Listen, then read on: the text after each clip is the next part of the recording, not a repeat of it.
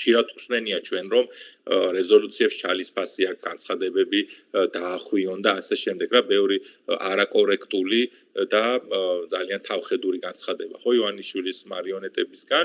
სხვათა შორის ბერმუდას სასამართლომ სამართლებრივი შეფასება მიცა არა მხოლოდ ამერიკის შეერთებული შტატების მიერ დაწესებულ სანქციებს, არამედ მოიყვანეს მაგალითებად ევროპარლამენტის რეზოლუციები, ევროკომისიის განცხადებები, საერთაშორისო გამჭვირვალობის კვლევები და დასკვნები და თქვა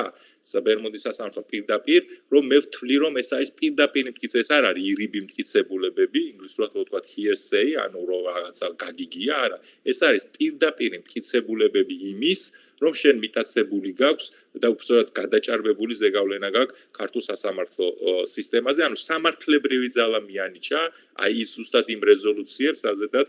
ქართული ოცნების წარმომადგენლები ხშირად გვესაუბრებიან, რომ არანაირი მნიშვნელობა არ აქვს, ანუ ივანიშვილმა სწორედ აი იმ რეზოლუციებზე წაიმტრია ცხვირი, მოდი ასე ვთქვათ, და უარი ეთქვა იმ 6.7 მილიონი დოლარის წვდომის მიღებაზე.